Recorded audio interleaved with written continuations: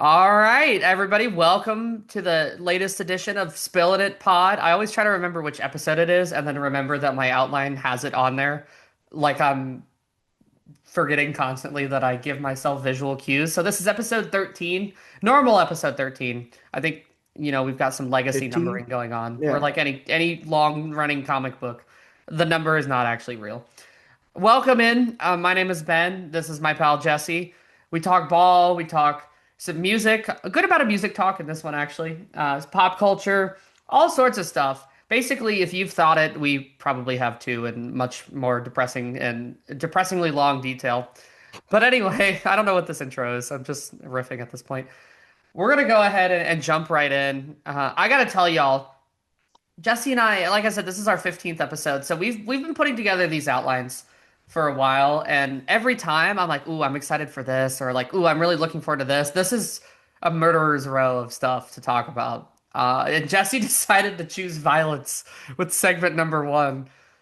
Jesse, I want to hear your thought process before we get into this. Why don't you set up our listeners with what we're doing and why we're doing? So if you're new to the pod, chances are those of you watching already know the lore between me and Ben, and we've been friends for a long time. So I wanted to have a segment called "I Always Wanted to Ask." So we're putting aside our sports and our pop culture, and we're gonna get a little personal here and ask some personal questions. And we each have 5 questions that we've dialed up that we will be asking the other person.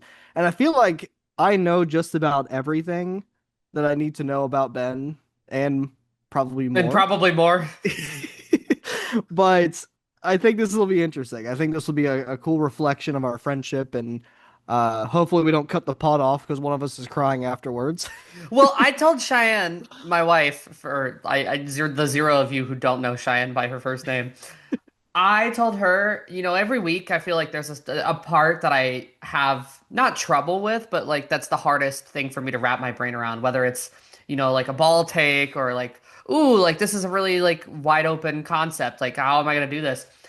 This was brutal because It was I feel hard. like I know everything I need to know about you. So my questions are kind of a mix of like things I kind of know, but Yeah. just want to give you the ask like and have like a concise answer. Things I'm pretty sure I know, but again, I want can to promise keep you an answer. I can't promise it'll be concise. it don't need to be well, but you know what I mean. Like, Yeah, I know. like I know what you mean. ideology, things that I think I Yes. know about you, but I want Yes. to make you put into words.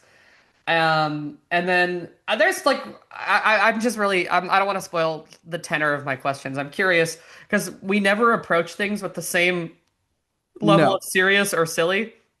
So every time I approach something with serious or silly, I'm like, well, now I know Jesse's doing the opposite. But I feel like we're probably going to be, I don't know. We'll see. We'll see how We'll in see. line we are on this one. All right. So my first question is coming 12 years too late. Okay. Great. This What a is one of start. those questions that What was at the 12 years ago? time I was like I should 2014. probably ask this. And then I never did. And by the time I realized I didn't ask it, it was embarrassingly late. And I was like, this is actually the perfect forum for this question. I think I know what you're Um, about to ask me, but ask me why anyway. did you choose to go to I Alabama? knew. We never Oh, had okay. that talk. As soon as I did the math in my head, it's like 2014. What was? Oh, yeah. We never actually had that talk. I know it's an amazing school, right? And there's a lot of amazing experiences that you had there. But, well after the fact, what was the reason at the time that you chose to Yeah. go? This is why this is a great segment is because I feel like I'm gonna answer this and you're gonna be like, yeah, I think I probably knew that, but like we did haven't actually out loud asked. Yeah. So I visited a couple different schools. I knew in high school, we Jesse and I, as we've talked about before, were on the radio station together, and so that was my path. Originally, was I wanted to work in radio, and then the summer, or I I think we started with like a Google search and we just looked up like good communication schools because I was like, I loved being on the radio, but I just want to do like sports communication, like all 17-year-old boys. That I was like, I'm Yeah. gonna do that for my career. So I ended up visiting a couple campuses, Ball State, in-state, which has a really strong reputation for its communications program. I visited Northwestern, which Oh wow. one of my greatest regrets in life is that I didn't actually apply to Northwestern because I was like, I'm not going to get financial aid up there. And so, like, it's not really viable. Yeah. But I really have always wanted to know if I would have gotten accepted. I think probably not because some people I know that had better academic numbers than me did not get accepted. So I think probably no. But I'm always curious. And it snowed while I was there. So I was like, I'm ready for something different. I also toured I said Northwestern, Missouri, which the J school at Missouri is one of the most Yeah. prestigious like in the country. Oh. I loved Missouri a lot actually, and ironically, if I had gone to Missouri, I might have run across my wife in Oh. college because she went to a women's school in the same like city slash area. Oh. So that's always a kind of a crazy like what if we had like met out sometime like as Yeah. freshmen. And then ultimately, I went to Alabama, which I just fell so much in love with the campus, the culture. People always, and especially at the time, were like, "Oh, because they're good at football." But I promise you, that had nothing to do with like Yeah. my decision. In That's a nice fact, like perk, but football was kind of a sore subject because when I was doing this, most of my visiting was right after they had bludgeoned Notre Dame in the national championship. So I that's remember all that. they showed were highlights of that game, and everybody around is cheering, and I'm like, make it stop, please. Um, but yeah, I just the campus, the program, the culture, and something that was really, really critical to me in my college choice. I at that age, as a high school senior, I knew that, I wanted at some point in my life, having grown up in literally I'd lived in the same home since I was like 1 year old, but that I was going to have to start a new life somewhere else at some point. Yeah. That's just the reality of life. Some people don't do that, but especially given like the career that I wanted to follow, that was going to involve some starting a new life somewhere. And so it was really important to me in college. I wanted to prove to myself I could move across the country and build a Yeah. new life for myself. So that was definitely part of it. That's why Ball State was a factor for sure, but was never really Missouri was my number two, and then Alabama was number one, and then I guess Ball Yeah. State was three. I applied to all of them and got into all of them. But yeah, just the program was really strong. The culture was really strong. I just like set foot on campus and was like, I can see myself living here. It's Yeah. like people talk about that with their college choice. Um, and then, it really was like one of the top 10 at the time. I don't know we're ranked now, but one of the top 10 communications tracks Yeah. in the country.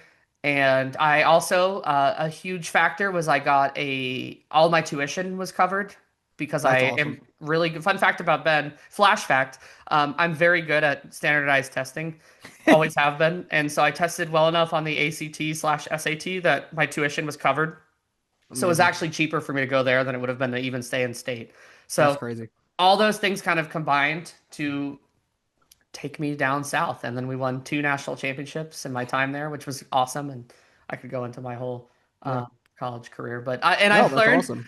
I didn't realize my one of my groomsmen, Tyler, who I lived with in college and is 1 year younger than I am, than we are, I guess. He said this on the golf course the other day, and I didn't realize it was true. And I was like, is that really true? But in his 4 years, which started 1 year after me, we played in the national championship every single year.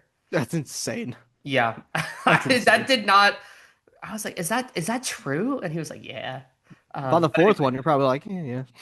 no, it never gets old. I'm here I to can't tell you, I imagine. know y'all, it's a little bit different for y'all as IU fans. And I don't even mean that derogatorily, but just like, No, it's gonna be another climbing the 158 mountain years is for us. different than like when you're there every year, but it literally never gets old. Like people are like, "Are you So sick good. of dominance?" And you're like, "No." No, You'll why would if I be? IU keeps their current momentum, like in 3 years, you'll be like, I love this shit. Yes, Like I this is could the do this. greatest thing ever.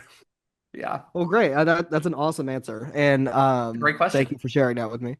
I was more excited for your questions, honestly, than I was to ask you because I'm like, I know Jesse really well. Like he'll give good answers, but I just want to know. I'm so curious what he's gonna ask me. Okay, my first question, which again is kind of one of those things where I feel like we've kind of talked about it a little bit. But I was curious, what drew you the most to the sports that you played in? Ooh, mixture of things. For the folks watching, I played a lot of baseball, and I was on a track team in high school, and a lot of that had to do with the members of my family. My dad was a baseball player, and he also threw discus when he was in high school, and it was something that he always loved doing. And on the other side of that, my brother was just a S tier runner. He was a cross country runner. He was a track guy through and through. And Is that I right? was good. I wasn't great, and I wanted to kind of forge my own path. So very early on, my other siblings played soccer, and I found baseball just purely out of I enjoyed watching it as a Hmm. kid. And I started when I was super, super young.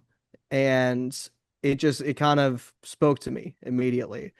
And then I found my second love in track and field over time. And again, I was a good runner. I was pretty quick, but it just the training and the payoff of it, it never spoke to me the same way that baseball did. And then also going into discus throwing. And there was something about discus throwing that was really cool to me was that I was always the smallest guy out there.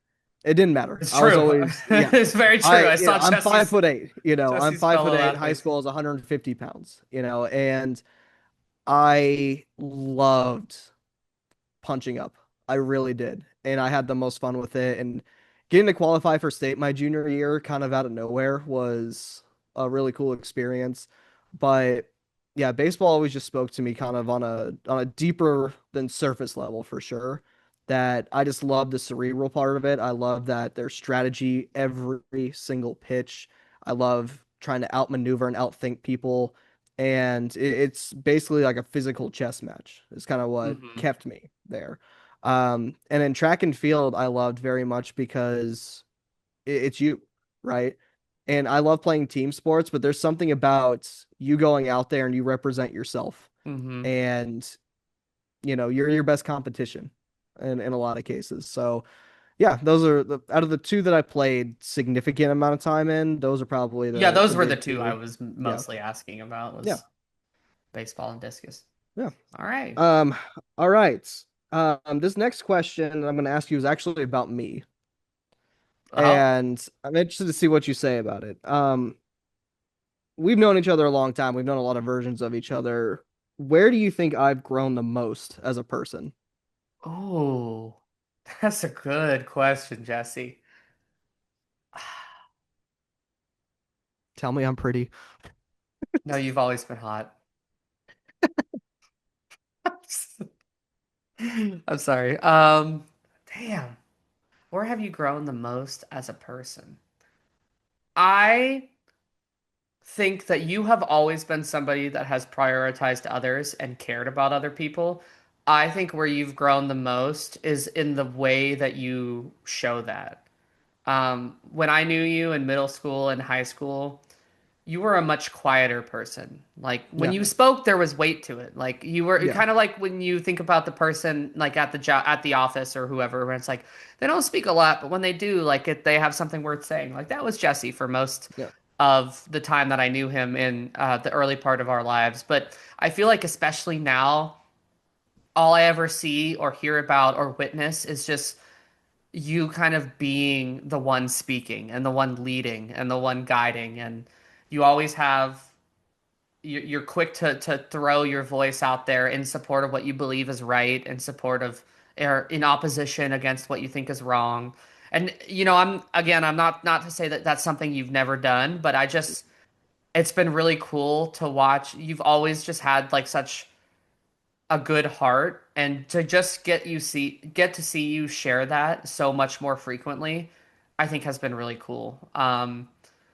'Cause like, you've always cared about other people and other things. I just, when we were first kind of like, palling around, it was more measured. And Yeah. I knew that, like, I always knew that you had my back and stuff. And I don't need you to say stuff like that out loud as often. But it's just been really cool, honestly. Like, you just have become so much more vocal in support of what you believe in. I've enjoyed seeing that. I appreciate that. And I think, not to get too sappy about it, but I think a lot of that has to do with my wife. If you've ever met Ashlyn, she wears her heart on her sleeve, and that that matters, and it kind of, I think for me, started as I want to do everything I can to protect her. And then it kind of turned into, no, I need to do this for everybody, you know. Mhm. Being a teacher has helped that quite a bit too. Um, you know, I appreciate that. I really do. Thank you. Yeah. And Jesse, you didn't even tell me that we had our first sponsor of the podcast. Ashlyn clearly took out a check and signed it to the pod for some free for some promo. No, I tease, of course, but I do think We don't that's have any breaks now. I'm kidding. We still will well, have our breaks. well. Um, that's actually a great transition, what you just said about becoming a teacher, because my second question, and again, this is something I feel like I know, but I want to hear you articulate it. When did you like, I've always wanted to ask, like, when did you really like fully realize, like, I want to teach kids? I want to be in education. It was always something that was kind of in the back of my mind, but like you, I wanted to go into communications. And the summer before we started our freshman year of college was a big transitional time in my life, as you know. And originally I was going to Butler Hmm. and, realized how much a private school was going to cost me and um decided, I don't really want to spend that kind of cash on a degree. Hmm. So I ended up transferring to IU. And, I'll be one of the first people to admit I love cheering for IU, and I did cheer for IU sports a lot as a kid, but it wasn't my first choice to go to school. I fell in love with Butler's campus, Hmm. and I had a great time. I was going to walk on the track team there, and life just changes, pretty quickly. When I realized I really wanted to teach was when I went to Butler for my orientation, actually, and I went through the tour of the program, all the journalism stuff at Butler, and it was really cool. It was really, really cool, and I enjoyed it. But something that one of the speakers said stuck with me, and then at another thing that you and I both went to that same year also stuck with me that I'll get to in a second. But it I was know just exactly talking what you about mean. the job market. Yeah. And it scared me. It really did. And at the time, I was still undeclared going into my freshman year. I thought I knew what I wanted to do, but I hadn't fully committed to that yet. And so I went over to the education department there the same day to get some information and listen to some of their seminars as well. And it just made sense. A lot of it made sense. I was like, oh, I could do a lot of good and have a stable career, and I can still try to write, and I can still do, my sports thing on the side whenever I want to. And clearly, that's what we're doing here. Hmm. Um, but it really wasn't solidified, I would say, until I was actually in classes and my freshman year that I was like, this is it. This is what I want to do. And there's a place on the west side of Indianapolis near the Speedway, the Hawthorne Community Center that we went to. And it was a part of our class that we had to get so many community service hours working with kids. And this place was pretty brand new opening, but it was an old building. They had leaks, they had some issues going on that, they were just doing the best they could to keep the lights on as a nonprofit. And um, we worked with a lot of students who, were struggling with, being in a low income area. And that really turned me around. There were two little girls that were there, and I still remember their names. Their names were Mia and Luna, and they're probably graduated high school by now. But we sat there and we tutored them on their homework, and that was the moment that I was like, I think I can do this, And there was a lot of doubt along the way during that too. Student teaching was not easy, um, but yeah, it finally kind of spoke to me. And the second thing that kind of pushed me away from sports journalism, which as you know was my everything when I was in high school. I put my whole heart and soul into it, but it was Kristen Airy. I knew it. I And literally, yeah, I wrote down Kristen Airy yeah, on my and it phone. was Kristen Airy because he's like, we got two kind of three professional teams in Indianapolis. How many play-by-play jobs are there? And we're like, three. He's like, how many of you want my job? And we all raised our hand. And he's Hmm. like, do you think I'm leaving anytime soon? We're like, oh, Which was a point about like the scarcity of the job, but was honestly such a fucking bar. it was. It Like was. he I didn't love mean it Chris. like that, but it was like, damn. I love Chris. And it was true. It was true. and he was trying to get us prepared to say like, hey, you might have to go to some other places Hmm. that don't seem as interesting at first to build yourself up. And I watched that happen. Pat Boylan, who WHA alum and now is the voice of the Indiana Fever, he has Hmm. worked his way up. Absolute legend of our high school radio program. Yeah. Probably the best to ever do it. But he had to move to I think South Dakota for or North Dakota, one of them, for a Hmm. couple of years before he landed back in. And that stuff happened. So that kind of scared me. And at that point in my life, I was in a serious relationship and I got engaged at 18, and life was moving me in a different direction and I landed on teaching. So, the long-winded answer, but that's how I ended up there. No, that's a great answer. Good All to know. right, my next question for you. Is there a secret talent or hobby of yours that I'm unaware of? Is there something that you do that we haven't really talked about? I don't think hobby wise, probably not. I feel like we've kind of covered that, but is there some random weird talent you got? I hate to disappoint, but I don't think so. I Well, get mean, on it. I'm pretty well. Damn. I just more like I yap a lot. Like I feel like I talk a lot about stuff especially if I'm passionate or good about it.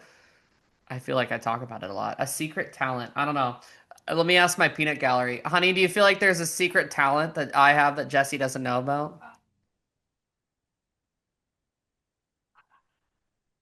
She ain't coming up with anything. Yeah, I don't think so, Jesse. I mean, Next, we're gonna come up during Memorial Day. And I'm gonna open the door, and you're just gonna be like juggling juggling. 5 things.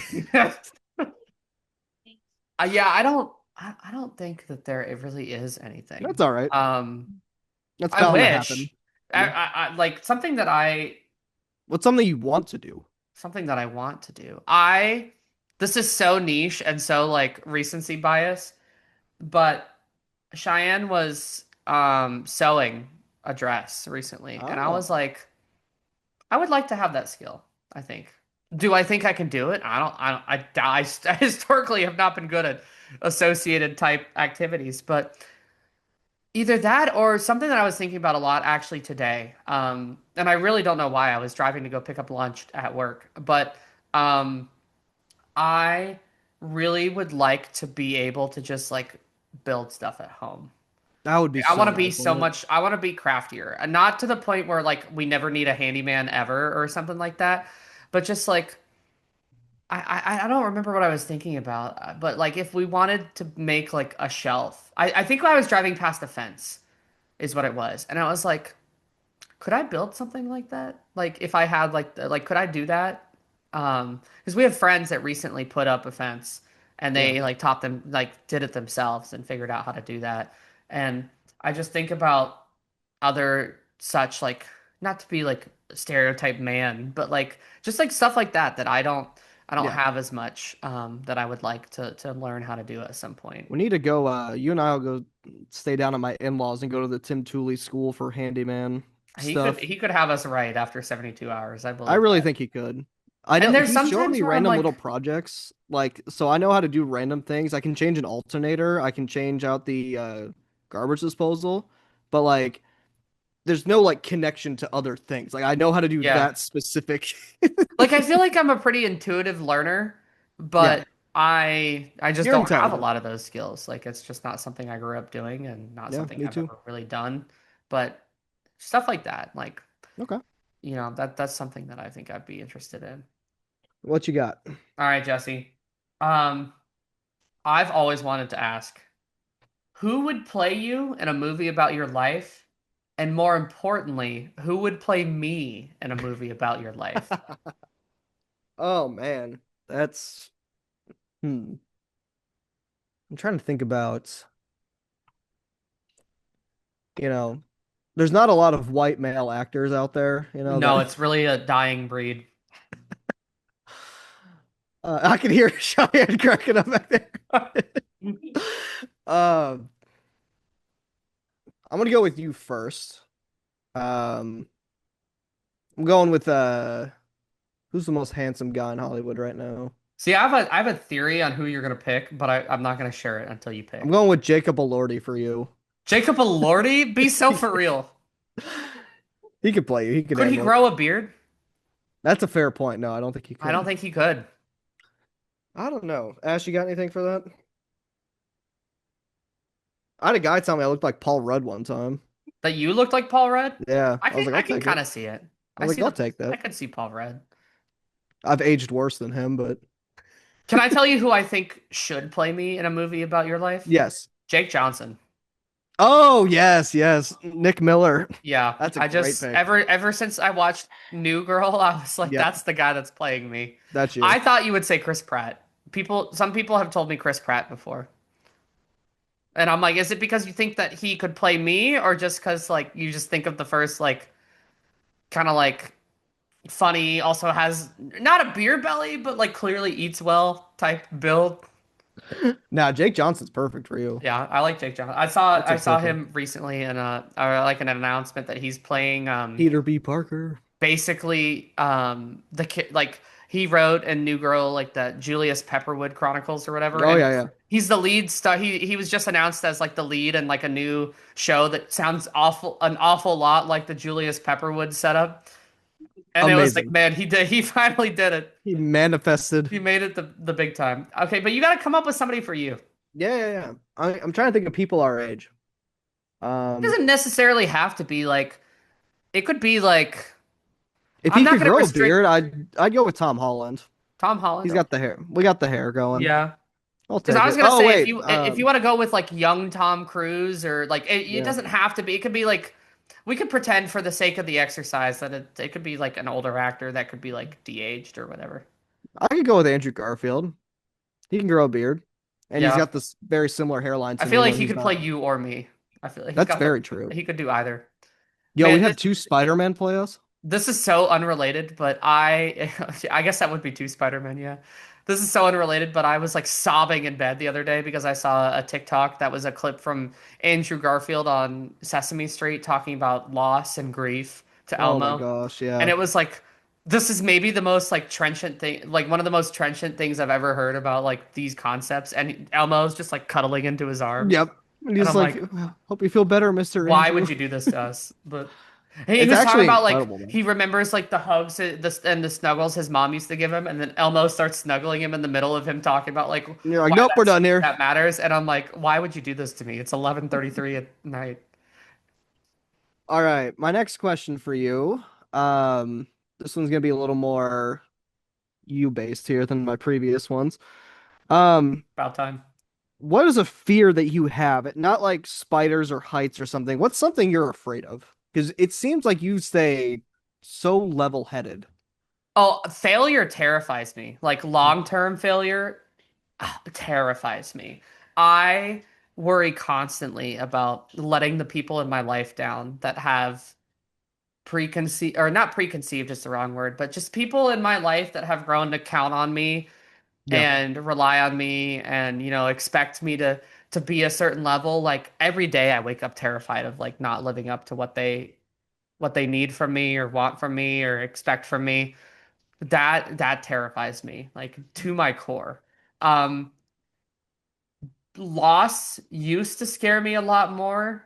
Um It still does in some ways, but in other ways it doesn't. But I think failure, both in terms of like letting people down, and then also, I'm somebody that like not that there's any career path where it's like you don't have to be any good at this, like you're fine.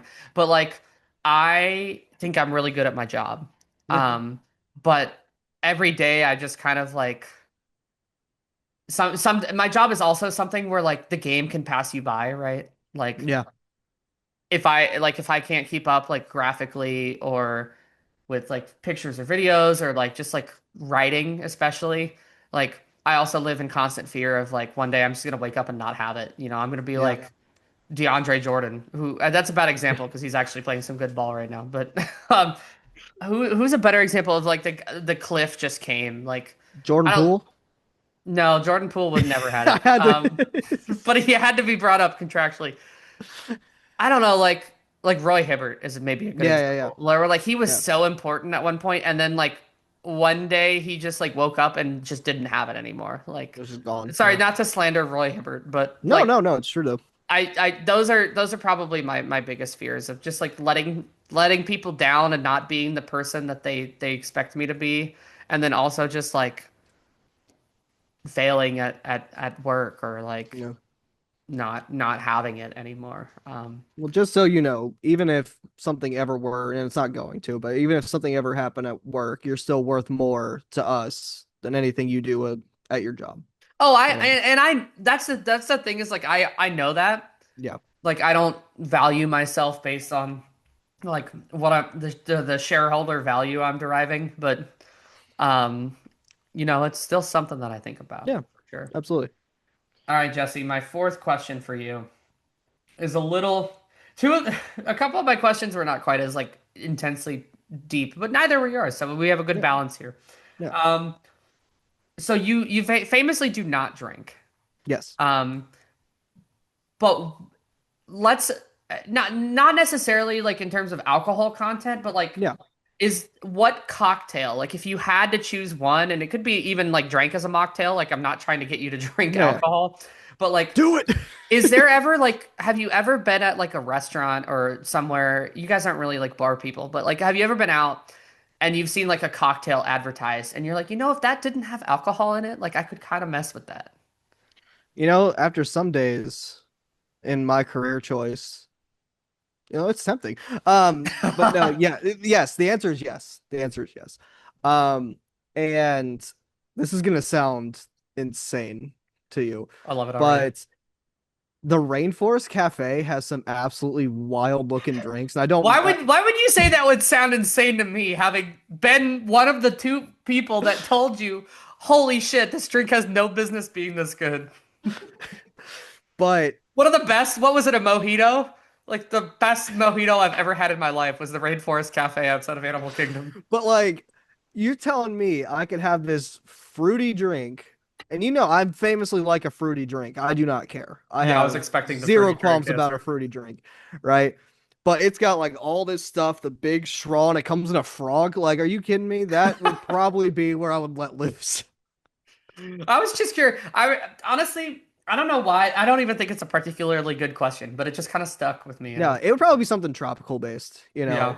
something in that pina colada Yeah, I was gonna realm, pina just because I colada or like like a fruit. Miami. You struck me as a Miami Vice guy, Oh yeah, I which is probably would be. basically like a strawberry pina colada. So Yeah, okay, makes I was sense. curious. All right, Yeah, Jesse, we got 5 minutes. You think we can get these last two in? I think so. This one's a pretty straightforward one. Um, so with this one, yeah, I think I know the answer to this one, but we've been friends for a long time. Do you think our friendship is better now than it's ever been? I really struggle to see how I could say anything other than yeah. I mean, you were the best man in my wedding like 10 months That's fair. ago. That's fair. Um, Famously, I was not the best man at your wedding. No, I'm just kidding. That was I, if I had to go back in time, I would. no, I don't. I'm just joking. It didn't matter to me what role I had. But I do like to pretend like it bothers me. But I promise you, and I know you know this, it doesn't. I don't actually care. Um, yeah, I mean, I definitely think so. I think that in college it was hard a little bit because you're so busy in college and you're in Yeah, just like a completely different society. you're Like figuring out who you are. and even like our college experiences, like I was in Alabama, doing all my Alabama shit, and you were, in Indy doing all your Indy stuff, and student teaching, especially like teaching educational college, is like because it's not like you don't have like any a lot of free time because you're spending a lot of Yeah, we don't time, get paid. you're not getting I paid, and you're worn out after the end of the day because you've got all that going on. And I think in college was the only time where like we obviously still talked, but it was like it was the hardest as it is for yeah, anybody that yeah, goes to college out of town, away from their hometown. But no, I think our friendship has never been stronger personally. I'd agree. I just, like obviously we do even outside of the podcast, but like we talk like every day. Yeah, Our it's wives weird talk when we don't. every day. We talk the four of us like every day in some form or fashion. Um, And to we me, plan. like that that college time was so interesting because like I was in a different place mentally back then, right? Mhm. I got the tattoo for it, I was in a rough spot. And I always appreciated that you were not going to let our friendship fizzle out. Like when I wasn't even when I was giving up on myself, you were not. And I always appreciate how intentional you were. You were like, "Hey, I'm going to be back in town from this date to this date. You will see me. You will have a I good was kind of time." aggressive sometimes about Yes. that with some But people. I needed it. I needed it, Otherwise I would have siloed off, So I always did appreciate that. Yeah. But yeah, I mean, I think that we're at the best place we've ever been. I mean, Yeah. you helped me plan my proposal. You were the best man at my wedding. You took my photos the day after. Those Mhm. are all like me-centric things, but I promise I've been there for Jesse too. Yes, Um, he has. that was just the most recent life event, but yeah, I think we're the Yeah. strongest. All right, we got 2:15 left. I can speed around this. What's my last one? Oh yeah, yeah. This is my life. I was like, you just asked a question. I don't know. This is kind of a heavy question. So if you Okay. need more time, we'll take a break. But All right. if you could get a redo on any one life event, what would it be? We might have to take a break on I'm, so, that. I'm sorry. I Um, kind of sandwiched the fun one, the more loose ones in between no, no, no, the no. It's heftier it's a ones. great question. It's a tough, and I hate to use this as a cop out, but I'm so happy with how my life turned out. That's fine. I mean, if there's nothing You specific that know, stands out. I would have to say there are some people that I used to acquaint with that I used to talk to that nothing bad ever happened. Nothing bad ever really, there's no blow up, there was no, huge argument or anything. But there's just some people that I wish I had stayed better in touch with over Yeah, time. And I think everyone has those people, and that's probably the for only thing sure. is that, you know, we're all going to make mistakes. We learn from those mistakes. We build our lives, and life has not always been easy. But I would not trade how my life has turned out and where I am right now for anything. So Yeah, I as was far part as of my like a big vows event, was that I yeah, wouldn't change a thing, but no, it led me exactly to being on this wonderful podcast. that's right, And baby. but no, I truly I wouldn't change anything. But I You feel can't that. replace people.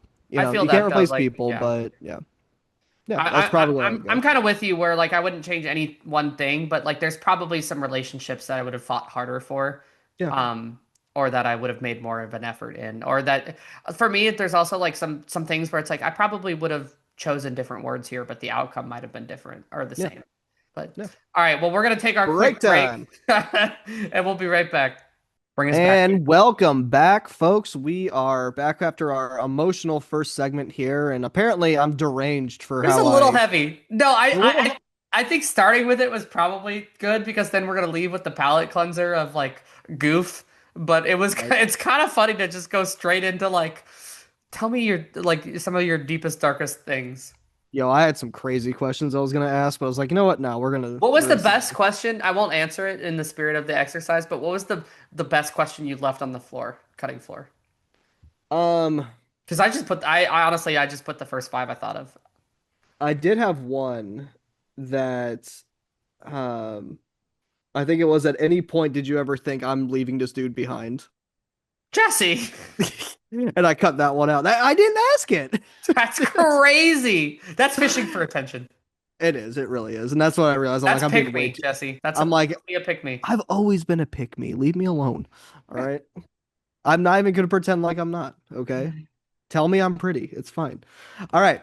Transitioning to ball now, and this is the reason why you all came to this podcast in the first 40 place minutes after in. 40 minutes into our pod. We got to talk more about the NBA and what in the world is going on with the state of this league right now, man. It is Nefarious. absolutely off the walls going on with this tanking thing. And originally, this was just going to be talking about Rick Carlisle's response. We're going to do a quick howdy hey, talk about Rick Carlisle, why he's the man, right? We love our little cue ball. But Can we with please start that, with the Laurie Markkinen? what is going on with the Laurie Markkinen MRI? If you have not seen this, folks, okay, It's so Laurie, Laurie Markkinen of the Utah Jazz is injured, right? He's getting an MRI. He's getting an MRI done. The NBA is sending people in to look at this MRI they're sending themselves independent doctors to verify this MRI. to Like make sure that he's actually hurt. I Okay, guess like and also it seems like in part to ensure that he's actually getting an MRI, which like We talked about this last week, Jesse. We had a long discussion about the tanking stuff and like some solutions and like all the bullshit. Why is and I'm gonna just echo like what I said last week. Why are the Utah Jazz where they're drawing the line? It's the Jazz and then the Pacers, but Like the Jazz are getting it 5 times worse than the Pacers are right now. but even when the Jazz are like fully healthy, they're not a good team. Like No, it's it's not like it's not like the Celtics, right? If they had stumbled out of the gate without, which obviously was not the case. I was very wrong about the Celtics in our preseason pod. But if like Jaylen Brown hadn't taken a step and their absolute lack of post presence had hindered them, and then like Jaylen Brown was mysteriously injured, okay, like I get it. no, But like Utah was not going to be good, no, is not good, and is will getting not be like good even the if he hammer plays. of God dropped on them. Like it's I don't baffling. understand. I And just don't understand. they're not even like the most egregious tanking team right now, No, dude, did right? you see the starting five the Pacers put out the other The day? starting five, the Pacers have That been should have pretty been fined. blatant. Not the previous time, but The Pacers have been fairly blatant, especially after they got fined. They just don't it's care so anymore. much worse after the fine. I think It's it's intentional at hilarious. some point. I And I gotta kind of find out. love it. You give your thoughts while I try to find this starting five. But the Wizards are holding out Trey Young, right? I know he had the ankle injury, and Anthony Davis, the will he won't he with his surgery, yada yada yada, right?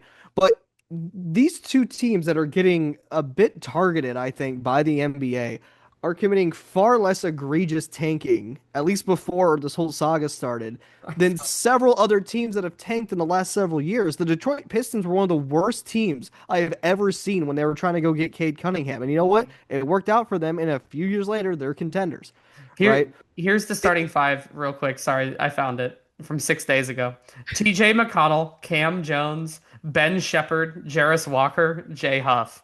And the first comment on this Pacers post is, "Yeah, we're getting another fine."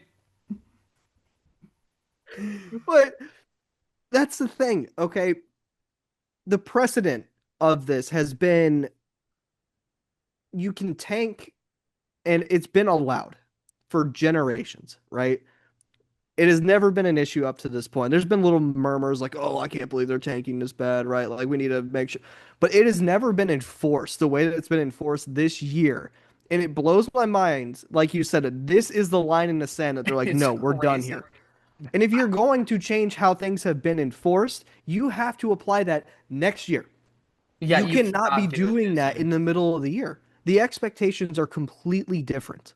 Yeah, you And gotta it's, be like make taking note of these, and then at your like state of the league, GM owner meetings, whatever, you can be like, all right, listen, we're changing this shit. Here's yeah, why. Here's our take yep. 90 minutes, lay out your case, be like, starting this year. It's just like it's the litigation this year.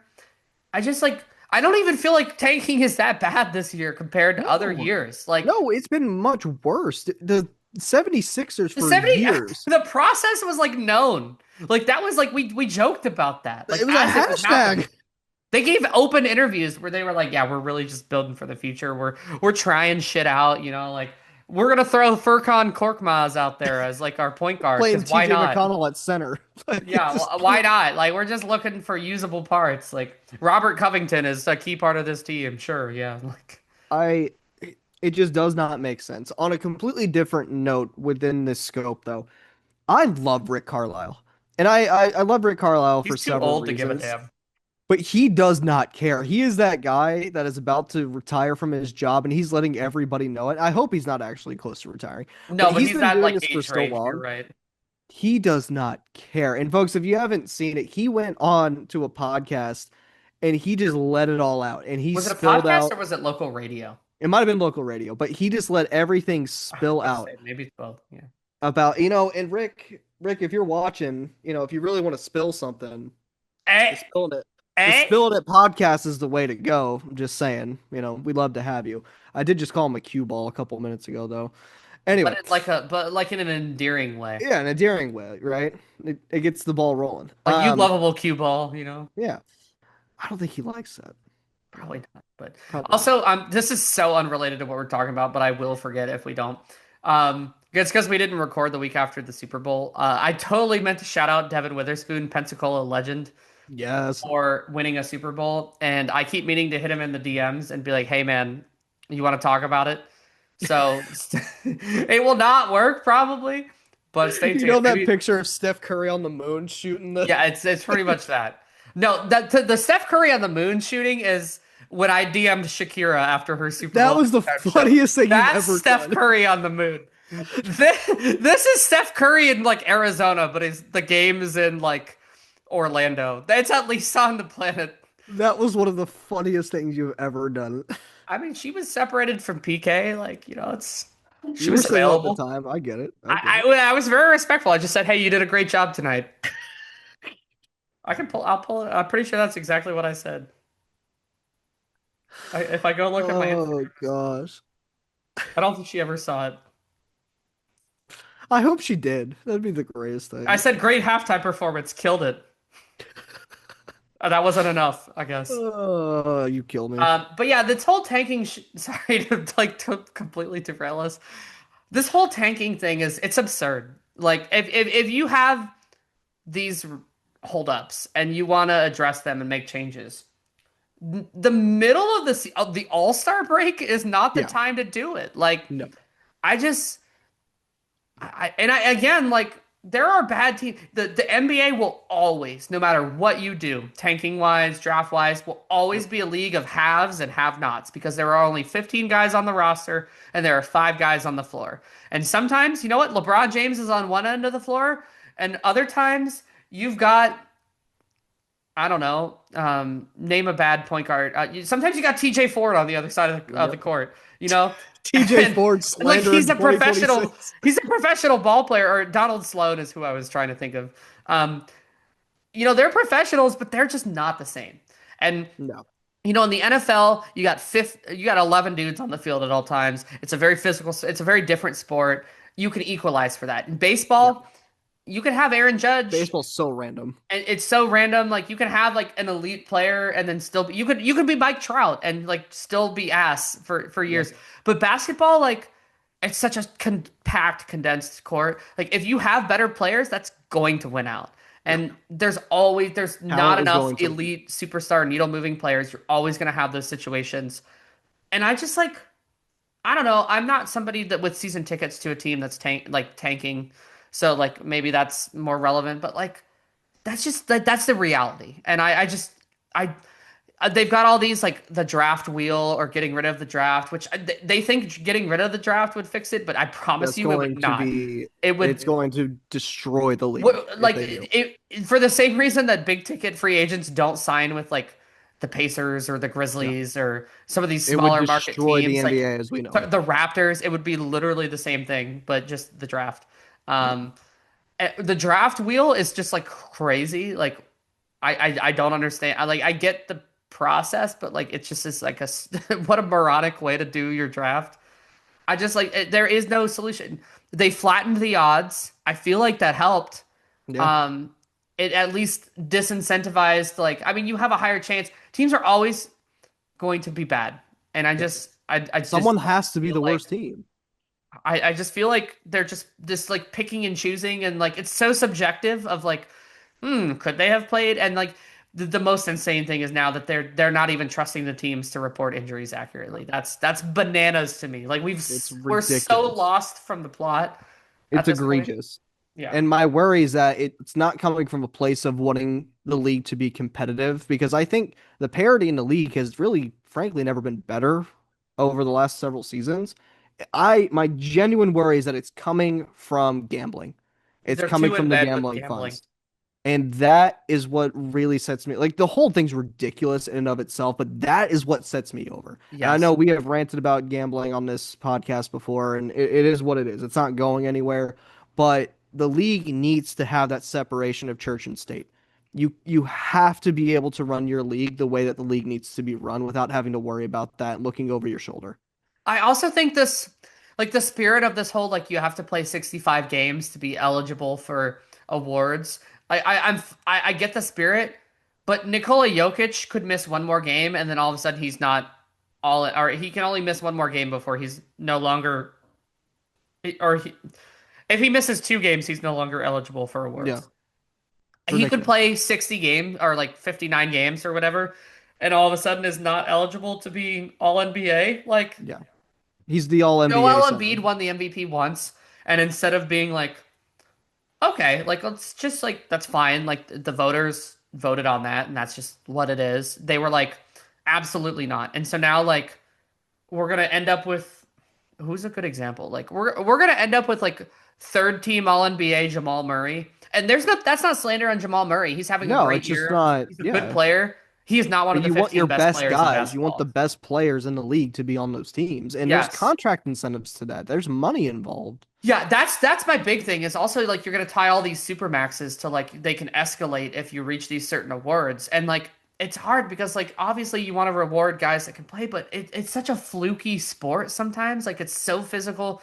You turn your ankle wrong getting a rebound, and all of a sudden that's costing you $40 million. Yeah. That's not I acceptable. just I don't know. The NBA feels super broken and I don't know how to It fix it. really does. Silver's got to go. All right. So we're going to continue with our ball theme here. We're going to do some buy or sell. We And love a with buy or that, sell on this pod. we love a good buy or sell. There's nothing other than maybe a draft. There's nothing more that I like than a We buy haven't or done a sell. draft in a while. We got to work a I know. draft in there. They're all drafts in spirit to me, let's be honest.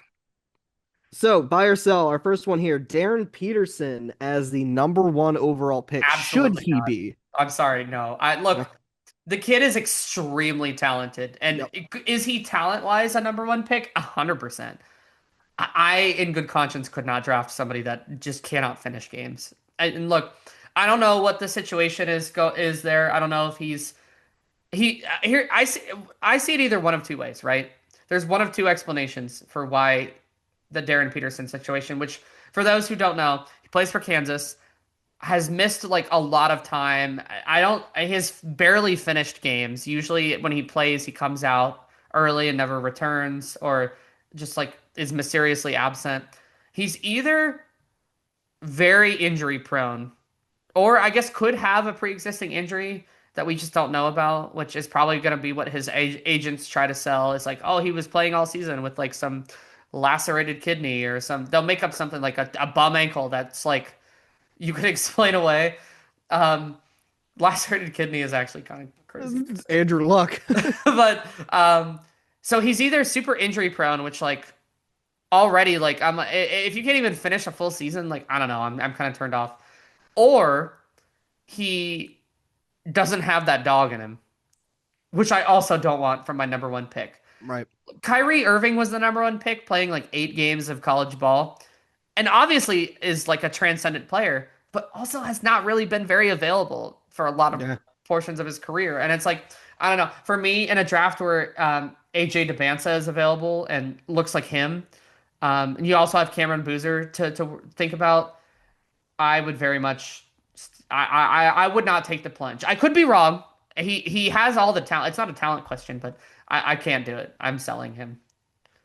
And I'm going to soft sell on this one as well. I think, you know, I want to see what happens in the tournament and, Probably an early exit, both probably. from the But game and the tournament.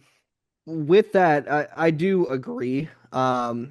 As a Pacers fan, my love is going towards AJ right now. That's who I want. But with Peterson, it goes back, and I was actually going to use Kyrie Irving as my example as well. And it does work out in that scenario. They don't win a title in Cleveland without Kyrie, clearly.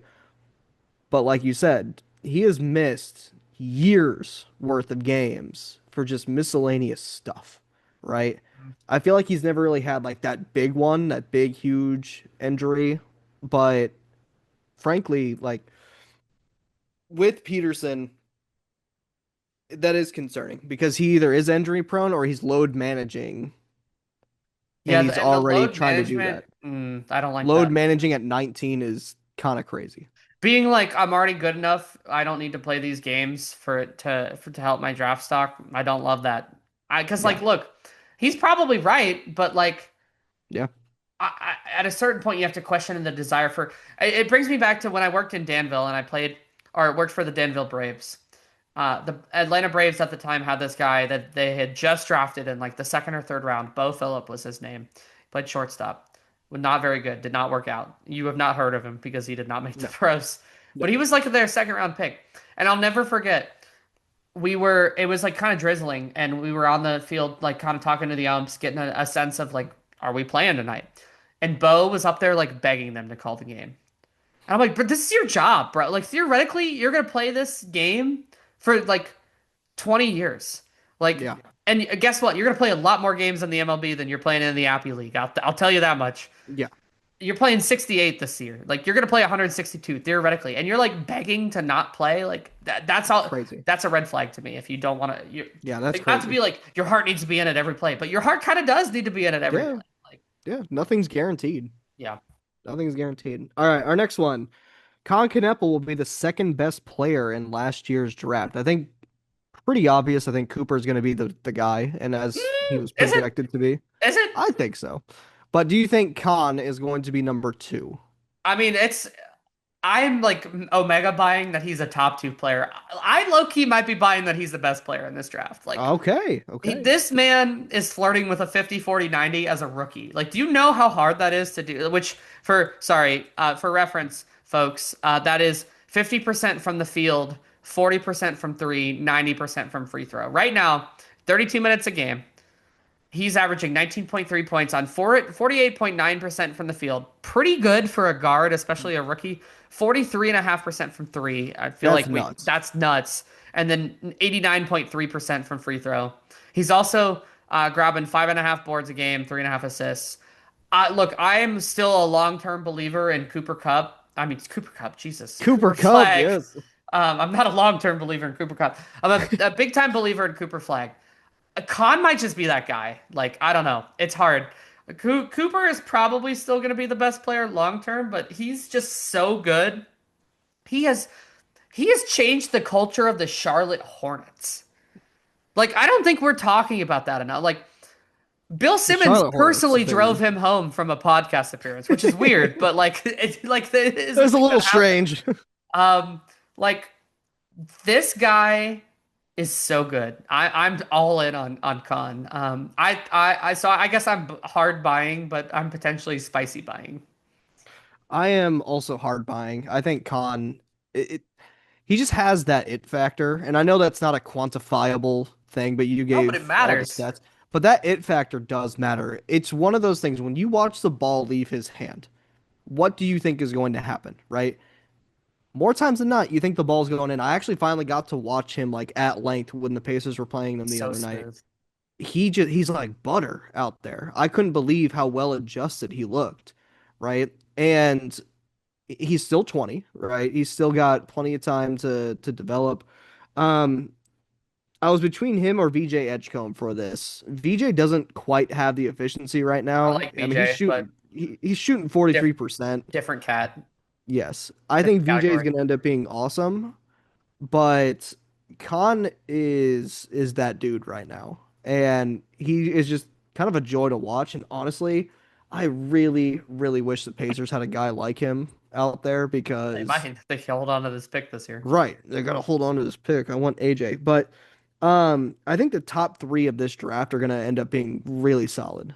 I really Yeah, do. I agree. And Cooper Flag definitely will be the best player. Yeah. I mean, he scored I 50 think and you he's can like definitely 18. argue Khan's been better this year. You can Khan has, definitely I make that think, had a argument. stronger overall season. I think Cooper's also being asked to do a lot more. Yes. Um, I don't want this podcast to be quoted at me in 4 years when Cooper Flag wins MVP, but he Khan is just he's so good. He is the Yeah. prince who was promised for sure. I it's just so seamless for him. Just truly like a really special rookie season. I think Cooper will probably win Rookie of the Year. He's Just for still the betting narratives. favorite, but man, what a shaft! Like this makes me wish that we could. And no offense, I loved Malcolm Brogdon, but like remember that year he won Rookie of the Year and because he Uh-huh. averaged like 10 points and like four Uh-huh. rebounds or whatever. I feel like Khan spiritually deserves that like 2016 Rookie of the Year. Send him the trophy. Just clone it and give one to him. All right, we're gonna switch to college hoops real quick, then we're gonna snap right back to NBA for this next one. St. Louis, the Billikens as a Final Four contender. Are you buying or selling them? Only two losses on the season. I'm gonna sell them, but here's why. It's not that I'm selling St. Louis. It's just They have good metrics. They have a really efficient offense, a really efficient defense. For me to like be full-throated buying a mid-major team, which I'm pro mid-major. I think mid-majors can be really good. I need to see proof of concept against like a big boy before I'm Yes. willing to buy you as a Final Four contender. I buy them as a team that could make noise in the tournament, no doubt. I think that they are really good. I mean they're 24 and 2. I'm looking at their schedule right now. Right, they're two losses or they lost. I Yeah, 24 I and lost 3, I a guess. They date. lost Yeah. to Dayton this week. Um your losses are Dayton, Rhode Island, and then Stanford back like pre-December. But your best win is VCU. Is VCU Yeah. that great this year? They're 21. Yeah, VCU is your best win. 21-7 VCU. That you've had a great season, and I look forward to seeing them. I think they could very capable of making a deep run in the postseason. I need to see it, but I'm not willing to just like stamp them as like this team is one of the biggest threats to be dancing still in April. So I'm actually going to disagree a little bit with you on this one. I'm doing a soft buy on the Billikens, and for one major team stat, they're shooting over 40% from three as a team. And How you make a March run? in college hoops, that matters. And we have seen some teams that when they catch fire and they go on a heater, they just start running through teams in a tournament. And I feel like every year we get one or two of them, and it's usually some kind of mid-major school that just kind Mhm. of pops up that's been playing decent ball throughout the year. And the loss to Dayton's pretty bad. Losing by 15 to Dayton's pretty bad. But at the end of the day, they got that shooting. And they have, I mean, volume. Some of these guys have taken almost 200 threes this year in a college season, which is pretty significant. Yeah. So for me, I think they live and die by the arc, right? I'm honestly I'm soft buying into Arch Madness right now. I what I like about them is that they have their top eight scorer or seven scorers. Can I count? Yeah, they've got five guys averaging double digits and seven guys total that are averaging at least 9.4 points. Their leading scorer is Robbie Avila, who has been there with Indiana State, has a little bit of postseason experience. He's averaging 12.6.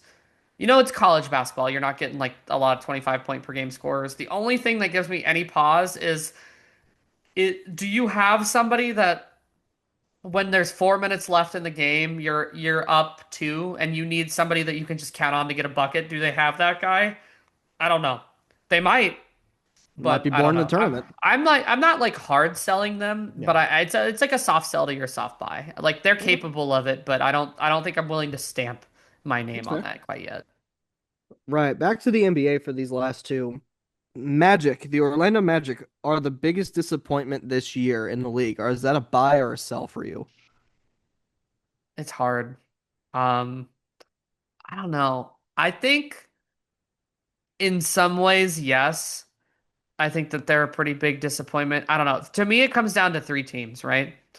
It comes down to the Orlando Magic, the Milwaukee Bucks, and the Memphis Grizzlies. As I would put the Warriors maybe in there, but their record isn't bad. They just play in the West. They would literally be I think they would have the Magic's seed, yeah, or they would be the eighth seed in the East. They're the eighth seed in the West. Never mind.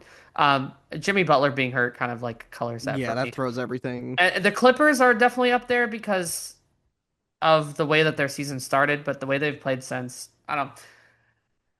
I think we were pretty. I mean, we were pretty high on Orlando. You Yeah. can go back and listen to us talking about it. I think I'm gonna soft buy that, but I don't know. I think really it's hard because I think where I'm coming down is that we were just a little too high on Paolo I as think a so. top player. Um, I think he's very good. Um, I think he unfortunately has like the best slander nickname in basketball, which is PB No J, which is unfortunately really good. That goes Um, outrageously hard for no reason. yeah, I think that they're probably it, but I would almost argue that the Grizzlies feeling like they needed to blow up their whole team. And like just because they didn't trade Ja Morant before the deadline, that man is gone. He will not play Yeah. basketball for the Grizzlies next year. No. that to me is the only team that really rivals them because like they're having to give up on their core, which is maybe a year before the Grizzly or the Magic maybe feel like that. But I'm willing to say yes for the Magic. But I mean, they're in playoff position. They could get like they could still turn it around to me. Yeah, They're winning their division for whatever that matters. But yeah, terrible and they're division. only half a game out of avoiding the play-in. So it's kind of hard to say like they're the biggest disappointment, but they probably are. I don't know. The Bucks, I didn't have high hopes for, so it's hard to say that they're the biggest disappointment, but it's going to have the most ramifications for sure. I I'm gonna agree mostly with you. I definitely think they are. I'm fully buying that they're the biggest disappointment, at least to me. And I know maybe not just like in a general sense, but to me as a person who talks about basketball.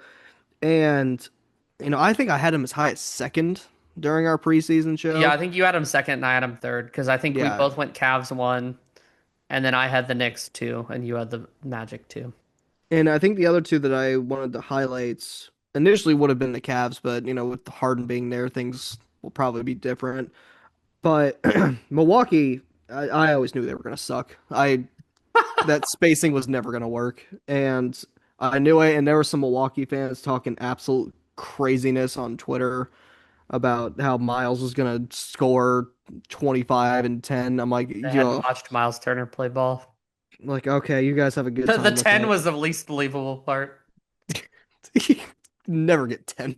Are you kidding That's me? my ass. Um, but yeah, Orlando, I was waiting for the first overall pick time to happen for Paolo. I was waiting for him to start showing that. And like you said, he's very good.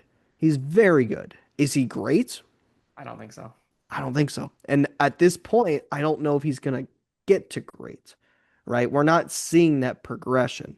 We saw a little bit of it at the beginning of last season, but he keeps getting hurt. His availability is just not what it needs to be. He's played more this year, but like you said, his efficiency numbers are just ghastly I for just a guy who's the lack supposed to of the be as jump good as he shot really is. hurts him. I Yeah. he's his game is in no way similar to Chris Middleton, but he's kind of like a Chris Middleton to me, where Yeah. like at your peak, like dude, you're a hell of a ball player, but Yeah. like I need an alpha above you, and they don't have that, and now they No. they don't have the option to have that because they're pretty Yeah. tied And that into their salary core. cap is going to become an issue at I mean, some the point the very soon. Paolo, Bane, Wagner like core is like one that like if I was like playing 2K, I'd be like, yeah, I can take this team to the promised land. But I don't Yeah. think in real life they're gonna get there. No.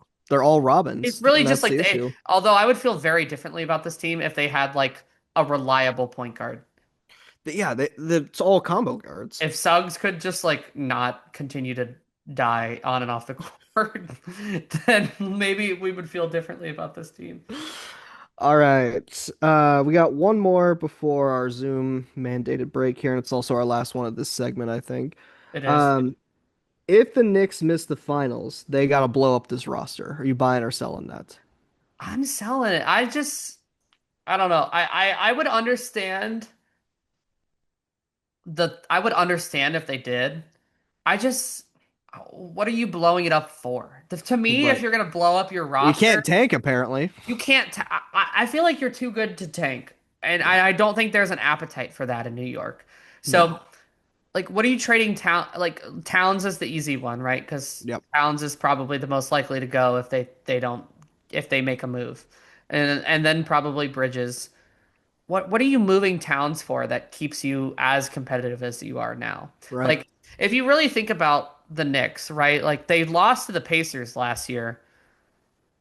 That's not their fault. I mean, the Pacers went 7 games in the NBA Finals. Like, Yeah. you lost to a better team. That's just what happened. Yeah. And then 2 years ago, you just like ran out of steam, like, but I don't know. I feel like that's panic if you Yeah. blow it up. Like, you are currently the 3 seed in the East. You're right about where you would expect to be, right? You probably expected to be internally to be the number 1 seed. Yeah. Whether who we all kind of thought Cleveland would be that team. It's currently Yeah. Detroit, Right. by 5.5 games. and then Boston. You probably thought you were going to be better than both those teams, but like I just I don't know. I would not do it personally. I kind of sell them doing that because that just doesn't seem like the move that they would make.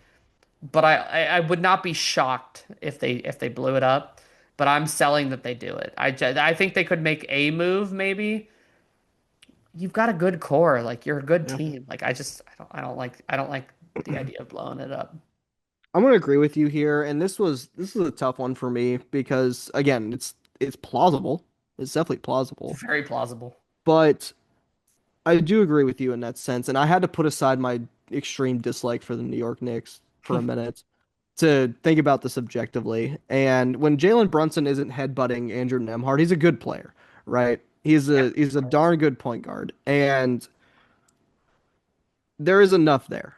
There is enough there that I think you can build around. And like you mentioned, I don't think New Yorkers are going to stomach another full rebuild. They have been stuck in a just endless cycle of suck for so long that I think they will be rioting if they try to I do just this again. also think like logistically you can't get to a full rebuild. You have too No. much talent. Like Yeah. and maybe they make a move, right? Maybe Yeah. they Maybe fall they short offload again. Towns, They but trade something else. Towns, maybe Yeah. Bridges.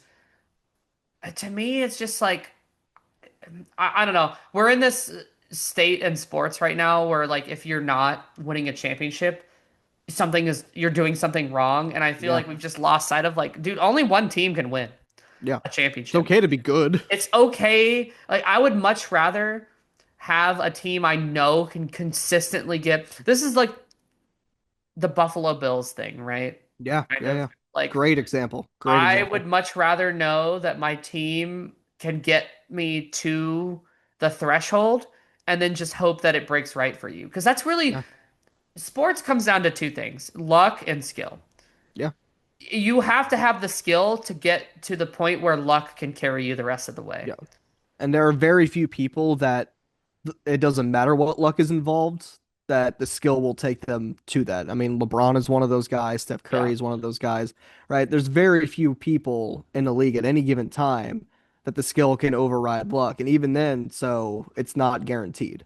And even with LeBron, like, yeah, he has a couple rings, but he has so much fewer than like his stature would indicate.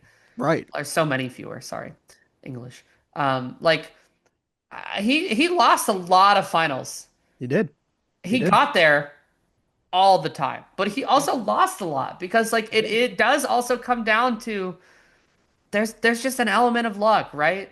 You know, the if Tyrese Halliburton hadn't torn his blew out his leg, the Pacers would have hoisted a banner. I They would believe have. that, And right? And that SGA's didn't happen. But season looks should very we different. have blown up our roster because we didn't win? Like no, like No. Our you roster blew itself up with you injuries. you you tinker on the edges, like and something that I think like the Chiefs are another great comparison here. They just missed the playoffs. They're picking in Yeah. the top 10 of the Yeah. draft. They're not firing But the they coach. know that they're capable of getting back to the top. So they're going to tinker on the edges. They're going to find here are the 5 or 6 edges that we can give ourselves this offseason. And the next year, with better luck, they were 1-10 in one score games. That's fluky as hell. That's Yeah. sorry, this is more NFL talk than warranted. But my point is, I think it would be a mistake to just I blow it think up. so. I agree with that. Alrighty, on the flip side, we got some games that we're gonna play. We got a playlist game, we got some music, and then we got a fun one from Ben to end the show. So we will see you on the other side of our Zoom break here and catch us more. Welcome back, folks. Hopefully, our last break. I'm sure we could play these last couple games in under 40 minutes. This one is a. Sorry, my wife's laughing at me in the background because we've never done anything in under 40 minutes on this podcast. So this playlist game we were going to do last week, I asked Jesse for a 1 week extension because I'd been very busy and I hadn't had time to do it quite He yet. doesn't love me anymore. I do love Jesse, just not in a Spotify branded way, or on Apple Music or YouTube, wherever you get this podcast. So Jesse, you ready to share some playlists? Yes, I am. I'm All very right. excited for these. You want me to go first? Or you want to go first? I'll go first for this one. So the phrase that I got and I stared at for a I good don't 45 remember. minutes, and I made two different playlists and erased them because it just didn't feel right. Uh, Finally landed on this. The phrase was strawberry jams, but this Glock doesn't. Oh, that's right. That's what it was. So, a lot of ways you could go here. I expect at least one drill song on here. Probably won't So get it, but for this one, it is a mixture of some songs that have the word strawberry in them, some happier, lighter tunes that make you feel like you're going strawberry picking, and in between we have some different songs that talk about more heavy topics, and you'll see what I'm talking about once we get there. I'm so ready. I So, did this to you once. You gave me a dance prompt, and every song had the word dance in it. so the first song on this playlist is going to be "Strawberry Fields Forever" by the Beatles. Yeah, I Nice, knew that was pleasant coming as soon as you tune. said strawberries. Yes, just a nice, pleasant tune to, cleanse the palate. And going into song number two, we have Money Trees by Kendrick Lamar. Of course, yeah. And then we Natural go, transition. um, a song that I think is very similar to that is Fallen for You by Colby Calais. Yeah, very much. Yeah. And then into We Still Don't Trust You by Future and Metro Boomin. And guess what? We still do not. Yes, To we this will never, day. we'll never trust you. One of my favorite. From there, we go into Strawberry Swing by Coldplay. A nice, very Coldplay had a relaxing, heater. which transitions beautifully into Hypnotized by Notorious B.I.G. Right. Can't you And see? then from there, we go to Skate by Bruno Mars, Anderson .Paak, the Silk Sonic classic. Right. Tell your wife to stop texting me during the pod. She's distracting. She texted me twice during this podcast. After Skate, we go into Mad City by Kendrick Lamar. Pirates and Crips all got along. And then transitioning right into Upside Down by Jack Johnson. Upside down.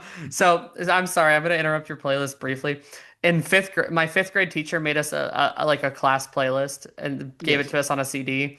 And Upside Down was on there. That thing was on like heavy rotation in my Uh-huh. fifth grade like little like CD player. You know what's hilarious? When I taught fifth grade, it was also on my classroom Something playlist. about it just screams like 9-year old. And then we're gonna finish it off with Black Beatles because why not? Mannequin a little bit. So Elite song. yes, If my friend Jacob is listening to this playlist, he's going crazy, or this podcast, he's going crazy because um, that came out when we were in college, obviously, and we we would go crazy every time it would play, like it was like a shock that it was playing, like even though it was there one of was the more anything else popular songs. going He's on. like, "Oh my God, Black Beatles!" Like, yeah, of course. Like, it's like the number four song Uh, in America right now. I will tell you the jarring nature of this playlist. I listened to it earlier, just straight through. I was like, I have to experience You're what this brave because feels I've never like. listened to any one of these playlists I've put together. It is. I actually listen to them fairly often. I enjoy them. It's a I lot gotta of try fun.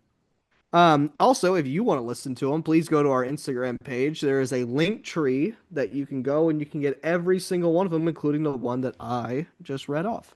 So, Benjamin, what is your playlist? So my prompt was I feel a presence in this Dave and Buster's. I Uh, forgot about that. that's my favorite part of this game. Honestly, it's the reason why I like. I mean, I enjoy doing it, but the most fun part about it, still doing it for me, is that neither Jesse or I ever remember what we gave each other. Sometimes because it's 2 weeks, sometimes it's just a full week, and I'm like, I just delete the information as soon as I give it to him because I'm thinking about my prompt. So, Jesse, stop texting my wife during our podcast. He started it. My prompt, of course, like I just said, was I feel a presence in this Dave and Buster's. So the ideology behind this playlist was I picked songs that met one of or two of two criteria. They had to meet check two boxes for me. Number one, I feel like I could conceivably hear them out, like out of Dave and Buster's. Okay. Um, and number two, they all have beat is maybe not the right word because they're not all like rap songs, but they all have like the instrumentation and like the backing music, like ethereal is not the right word, but it like possesses it grips me at some point. It's like Okay. Okay. like I see where you're going with. Yeah. when Yeah. you think about like rappers hitting flow state, this is like when the backing hits flow state. Okay. So it had to check both of those boxes for me. The first song on here, which was spawned because I discovered late at like 11:30 the other night that I'm an Ethel Cain person. Okay. Um, Okay. is American Teenager by Ethel Cain. Incredible. Um, the next one is New Sidonia alternate version by Starcadian, which if you have not listened to it is like my mind just teleports to a new dimension every time I hear it. Helena Beat by Foster the People is next. Yes. Something it just grips you. Into You by Ariana Grande, her best song. Okay. Um, Pyramids by Frank Ocean, which I'm kind of stretching that you would hear this out. You would never hear this song out, but You god should damn, is hear it it out. so good. One time I had a former coworker ask because we used to share songs of the day, and I shared Pyramids one day, and she said, "When does the good part start?" And I didn't speak to her the rest of the day. Um, Deja Vu by Olivia Rodrigo, also on here. Phenomenal. Summer Love by Justin Timberlake, even though there's a better cover version by Chelsea Cutler on Spotify singles, but Summer Sure. Love, Justin Timberlake. Um, Currently, this is the other one that kind of breaks like you would never hear this out, but Tumblr Girls by G-Eazy. Okay. Just really like the beat alone just like teleports you to a new dimension. There's a presence in that beat for sure. Um, The Color Violet by Tory Lanez, Horrible Person, Oh, yes. great Horrible album. person, great song. Um, All the Stars by Kendrick Lamar, which Oh is yeah. like one of the few songs that consistently makes me like sit up straight in my chair. Hmm. Um, Out of Time by The Weeknd Oh, just yes. transports you. Give Yourself a Try by the 1975. Excellent song. And then of course Born to Die by Lana Yeah, Del Rey. I was like, where's Lana? She's bringing up the rear. Lana Del Rey. I love that she's like I've put a Lana song on every playlist and none of them have felt like stretches. It's Um, amazing. All right. That sounds like a solid playlist, Honestly, this one I actually. might listen to. I was putting it Yes. together, like, it's There we kind of a go. bump. There we This is like a go. Friday. The window is like half cracked because I'm on the interstate and I don't need Hmm. the on my face, but I want a little bit of wind. Yeah. If you guys have any ideas for different ones that we should do, We'll take them. please let us know. Put them in the comments if this is on YouTube especially, or Spotify as well does the comments, or just Becca, reach I out know to you're us if you know listening. us. Send us a suggestion. I Yeah, know you send guys. us some suggestions. We'd be happy to do them, and we'll give you a shout on the pod as well. All right, this next one was a game that we're gonna have a couple parts of, I think, both this version and the sports version. But I'm calling this the Hall of Mid, right? We know the Hall of Fame, Can't wait to right? make bitches mad. But the Hall of Mid, and the goal for the music version of this one is that we are picking three songs to nominate for the Hall of Mid. They are good songs by traditionally mid, mediocre, or just straight up bad artists. All right, so I'm excited to hear what you have to say for this one, and based off of what you just said, it sounds like you have something out of pocket to say. So I'll It's go ahead not and going to let be you start. popular probably with certain sections of our listening audience, but What I is your stand on my business first? What is your 10 toes first down. song? My first song is What's Poppin' by Jack Harlow. Okay. Okay. I like some Jack Harlow songs, but I think when I think mid does not mean necessarily bad. It just means Yes. like average, right? Yes. It's like you're the mid, like you have like it's fine. Like it's not offensive, but it's fine. Um, so What's Poppin' is It's an a elite bop. song. It's a It's a bop. bop. Like Absolute the bop. production carries it, his delivery carries it. It's all together a great package. A lot, and there's other Jack Harlow songs, particularly like a lot of his earlier work I like a lot. Yeah. Most of his songs are pretty mid. They're pretty forgettable. It's like Yeah. I don't know that you're really delivering here, but What's Poppin'? Elite What's song Poppin' is for incredible. sure. For me, my song by Jack Harlow, this isn't on my list, but my Jack Harlow song is Tyler Hero. There's something about the beat of that one that gets me. I'm like, okay, okay. I get it. All right, my first song is actually a demo that never really got to see the light of day, but it came up on my YouTube for some reason, and Crazy it's Wildcat. by Imagine Dragons. Okay, and they get some hate, and I think a lot of times rightfully so because they're playing soulless corporate music. But they have a song called 30 Lives, and if you haven't heard it, It's actually phenomenal. It's actually I broke Ben. It's I'm so sorry. You'll understand why. oh no. Oh no. It's a phenomenal song. And if they had gone that direction with their music style, I think they would have probably done better. Well, I'm gonna reorder my answers because I also have an Imagine Dragons song. Incredible. Incredible. Is it About as Amsterdam? mid as it gets for a group, but the goddamn does its time hit Oh, it's time does so hit. hard. The reason that they're popular, their first breakout song, so good. They should have stopped there. A lot of their other shit is just like aggressively mid, downright bad. Um, but its time scratches an itch in your brain. I remember It's a so core good. memory for me. Jesse will remember this because he was part of it. We had a I almost said coworker. We were students, not employees. A classmate in radio in high school that one of her projects was we like hand remade its time. Yeah. Um, and so she had like re-recorded it all and like she had somebody saying, but like Jesse, were you part of like the clap line in the Yes, I studio? was. Yeah, Jesse and I were, I was pretty sure you were there, but I didn't want to like put you in a memory you weren't in. No, I Um, was. but like, so we were in there like doing the dun, dun, dun, dun, dun, like all that like on like the walls of the recording studio. That was hype. I loved doing that. But It was so cool. song slaps, band does not. But that's why I was laughing is because I'm like, we only have three songs each, and We one third both landed we on each put the Imagine Dragons. Kind of like That's both of fair. us putting Jordan Poole last week. Jordan Poole. My second one is 1985 by Bowling for Soup.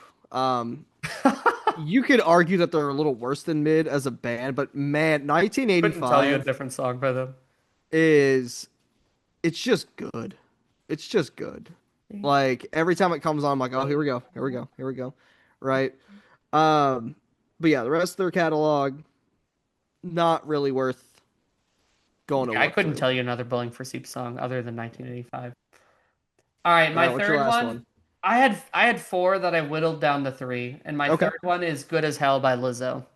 okay. I This is the one that I think is controversial. I just really do not care for Lizzo's music. I don't No, care for nothing her against either, but Lizzo. I It agree just with like you. does not move the needle for me at all. But I'll tell you what's a great bop is "Good as Hell." It is. What I think her other like really popular songs I think are like mid to bad. Yeah, Um Truth Hurts I think sucks. I'm sorry. I'm gonna it say it does. publicly. I think it's a terrible song. It's awful song, Um, About Damn Time doesn't move the needle for me. Good as Hell. Where's that Lizzo? Right? Like right? where Bring her back. bring her We miss bring you out her out here. into the light. But that's my third. Right. My last one is this is an old one. For some of the OGs back here, is An Honest Mistake by The Bravery. That was their first single. What? It was a good song. What? It's a good song. Nah, An an Honest honest. Mistake by The Bravery. You'll know it when you hear it. And I'll give him a second. No, you talk while I listen. So this was the first single they ever released, and everything after that was just garbage. Just absolute garbage. But it was like that like crossroads of electro and rock kind of put together. It was an era of time. I think it was like 2005. But it was a bop. It was a bop back in its day. I mean, I kind of recognize it. Yeah. But You that was the win. only thing of note they ever did. You win the Puccini's deep dish cut of the night for that one. Puccini's, bro. That is crazy. That is also an admirably deep cut you just pulled out I of love there. Puccini's. I hope they're It was still in so business. good. I doubt they are. You remember monocles? You ever tried monocles? Yeah, it's fine. You know where It's my all right. somebody my parents went to Greeks the other day, and I was like, Jesse and I used to go there all Oh the yeah, we used to go there all the time. time. Greek Tony's too, also. Oh, agree. I Big man, ones. I would pay a lot of money for an overnight shipment of their breadsticks. You know the Fazoli's closed on Carmel Drive. Did it really? Yeah, That's they a shame. catered my like open house for going to college. It was That's a Fazoli's shame. breadsticks and City Barbecue. When you And guys this come are back down, our Fazoli's is and pasta open. salad, like 3 pounds of pasta salad my mom made, and no, literally it was 3 pounds. And Incredible. this has been your caramel pizza update. Um, maybe like one person actually listening. I get Ashlyn, who's sitting over there already Ashlyn's hearing. asleep on the Ashlyn, if she hears couch. this part, will relate to that, and like probably nobody else. But Hey, Tim watches. Tim will Okay, be like, "Oh Tim, yeah, this is Greek for you, Tony's." King. All right, that's our Hall of Mid. All right, Yeah, you I'm go ahead and glad we broke it introduce up. our We'll do last another one one here. next week. Oh, I liked your other prompt. I needed more time to think about it. yes. So your sports one here. Go All right, ahead so and this is our go ahead. last game here of the pod. Um, I wanted us to pitch in the spirit of the Olympics concluding five like wacky or ridiculous or just kind of like quirky new Olympic sports. So they can be winter or summer. I think some of mine could be any either. I just thought of like events that I thought would be kind of like that I would like if I was sitting on the couch on like a Saturday afternoon or I had like a second like a TV monitor in my office and I just wanted to throw the Olympics on that I would be like intrigued to watch. All So, right. I guess I'll go first since it was my Yes. idea. My first new Olympic sport is knee football, which all of us that had basements um, used to play. Oh You know, yes. you're on your knees. It's exactly what it sounds like. You're on your Yes. knees playing football in the The basement. rug burns, man. You would burn the rug burn the shit out of your knees, Yo, I have calluses on my kneecaps because of knee football. but listen, like for some, like for most of us, Odell Beckham's like crazy Oh catch was yeah. elite. For those of us that played rug football, it's just another Thursday night. Yeah. Like Just another day. Another um, night with the boys. I think it would be so funny to watch like whatever the top of the world athlete in rug football or knee football looks like, just like making ludicrous play. I cannot imagine how you would even begin to officiate that, but that was the first sport I thought of I was love that. football. All right, my first Olympic sport is going to be tax filing ski jump. Sure. And in tax filing ski jump, athletes must determine whether a filer should use the standard deduction or itemize before landing. Okay. So Yep. how does it work? Like they have the envelope and they open it in air and then have Yes. to They have like to do some do they have like calculations. They got to look. some sort of paddle or a pen or like how's that working? Headset. They got to show Headset. it. Okay, so they radio it in. That Yep. makes sense. Okay. I'm Yep. I'm on board. I mean, I like that. It is tax season, so it's topical. Yes. Um okay, that's a good one. I'm glad we took the same approach to this question. My second one is topiary, which Okay. for those that aren't familiar is like the art of like cutting bushes and shrubs Yes. into art. So in my thought process here, you have like 1 hour and everybody gets like the same bush and you just have to cut the most exquisite design that you can in that one Low key, hour. you might be cooking there. And this is obviously like a judgment thing, but it's very similar to like gymnastics or ice skating where it's like, judges give scores or the Yeah. short term breaking Olympic sport. But yeah, topiary. Cut me some I shrubs, like it. man. Give me I a like it. hedge. I'll be watching. All right. My second one is synchronized deep sea screaming. Okay. And the athletes of a team will all sink to the deep end of a diving pool. They'll form into their little formation and scream as long as they can underwater. Last one up wins. I love it. Sign me up.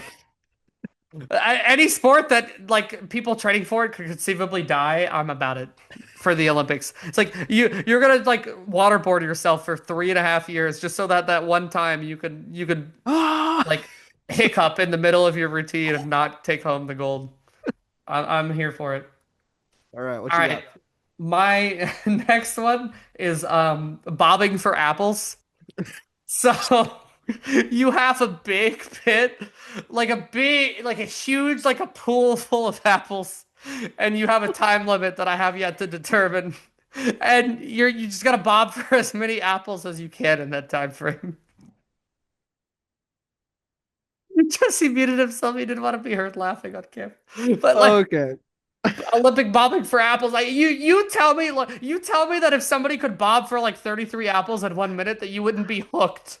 I mean, I watched the hot dog eating contest. It's not. Well, Okay, so that's kind of like I was trying to think of like an eating. I didn't want to do hot dog eating because I feel like it's already got its own premier event. So it's like, what's another like food related Olympic activity? And bobbing for apples. I was like, man, I'm imagining like this guy walking up, right? And he's like sharpened his incisors so that they will pierce the apple more. And then you got the judge coming up and they're measuring the canines. Like I just bobbing for apples on an Olympic stage. All right. This next one I'm really excited about because it takes me back to my track and field, roots. Of And course. this one is a steeplechase. If you're not familiar with the steeplechase, it's a long distance race. And instead of like the typical hurdles, they have these large hurdles in like a vat of water that they have to kind of try to jump through.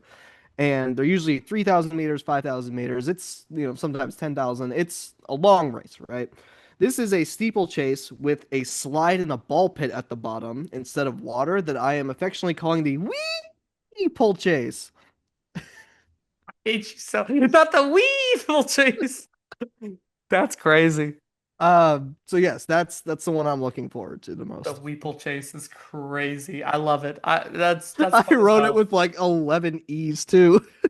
It's a fresh, innovative take on an old classic. The McRib is back, but this time it's a kebab. Uh, I love it. All right, my fourth. Um, I would like to see synchronized water dancing. Okay. So what this is, and this is inspired by a very drunk spring break that I once had. So you are in a pool with your team of, I will say like 4 to 5. There's 4 to 5 of you somewhere in there. And it's basically like a dance routine, just like, you would see it like a cheer competition or whatever, but you're in the pool. You're in water. Okay.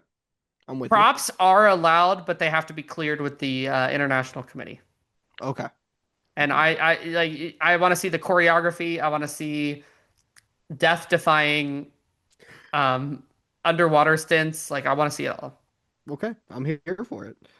This next one I'm not really going to explain much because I think the name kind of gives it its own thing. I want to see the javelin catch.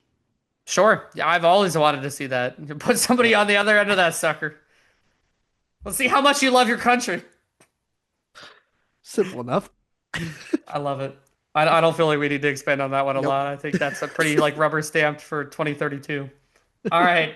Um, my fifth. I had six because I cheated, but my fifth is honorable mention goes to juggling, which is partially why I laughed so hard when you mentioned like juggling as a skill that I might We are want to way too possess. And I'm insane. like, There are way I too don't many need to possess synapses it, we but have somebody from connected. Latvia needs to be top tier at it. I just think that would be fun. But no, my real fifth one is I want like Olympic level obstacle course slash like Ninja Yes. Warrior. Like That'd be so fun. you get like 2 runs. You could fail and then try it again, but you Yeah. just get 2 runs to do like the Ninja Warrior course, and the fastest person That'd is be so much gold medal. fun. That's one where it's like That would do it's numbers. unserious, like there's no way that ever happens, but also like it would be actually entertaining as It'd hell. be insane. On a complete separate note, before I do my last one, I always want them to, during the events, have just like a regular person do it as well. I agree. We need to know I like need to see because like running, we get running, right? We can tell like, oh, that dude's really fast. But but like like some of these other archery, ones, like what would a yeah, normal person like just yeah. Joe Schmo from the audience like is he shooting like a 12 and then they're shooting like 28s like Or even better, have it be like jury duty and it's just a random draw from your country, right? yeah. Be like, hey, boss, I'm gonna be missing the next 2 weeks of work. I got drafted to the curling team. I'd love to have that new pitch deck for you, but I have to go run the 10,000 meter The Weeple chase. the Weeple chase. What you may not know about me, because I've only worked here 3 weeks, is I'm from Poland and I am representing my country in 3v3 basketball at the Olympics because I was drawn. So if you want to see my ankle, It's I'm like jury also duty. They have to unrelated pay you. going to be, will that count as workers' comp? When my ankles are shattered into glass. Serbia just so happened to draw Nikola Jokic. Okay. Bosnia's got a 6'8" chicken farmer, so I don't expect to be back. You might want to hire a temp in the meantime. All What's our right. short-term disability look like? My last Oh gosh. My last one is full contact figure skating. It's figure skating, but you're allowed to play some defense. So it combines Or three of my favorite things: sequins, triple axels, Tchaikovsky, but it also adds the mysteriousness and the scariness of Ed Reed hitting you over the middle. it's the hit stick fumble that the game is lacking, you know? Like Correct. Alyssa Liu is amazing. How good She would she would be with deck Roquan someone. Smith in the flat? Like that's just like what I want to know. Or like, you know, like what's her face? The American girl. The other American girl. The blonde. Oh, I'd see her face. I can't remember her Yeah. name off the top of my head. Like if she just was like, "Hey, listen. Like we're teammates, right? Like America, you know, and all that, but like I also want to win and I Yeah. missed my triple axel. So I'm going to cleat you. I'm going to Tanya Harding you, but this time it's Tanya allowed. Harding finally has a sport that she would win Do you in. think that would be like, would she get a pardon for that? I feel like yeah. Just saying. Full contact figure skating is great. I love that. That was enjoyable. That was a lot of fun. I had a lot of fun thinking of that. I can't believe I started with knee football and ended with bobbing for apples. So that was the order in which I came up with those. Olympic carnival Uh, games. Like, why not? Honestly, I'd watch. I would watch. Or Truly. like I also briefly I didn't put it on there, but like Olympic Go Fish was definitely on my list at one point. Olympic Go Fish would go hard. Like it's like when you see poke when it's like 3 a.m. and you see poker on ESPN and you're just like Like I gotta go to bed. I fell asleep on the Smith couch has a again. seven, but Jurgensen looming over there with two eights ready to pounce. Oh goodness. It's fun. Oh, I had a great time. All right. Well, that was a very full episode, but very fulfilling at the same time. Yeah, it was good. Sorry, I'm petting my dog who's decided to make his My appearance. dog is playing his rendition of "In the Air Tonight" by Phil Collins. You want to hear?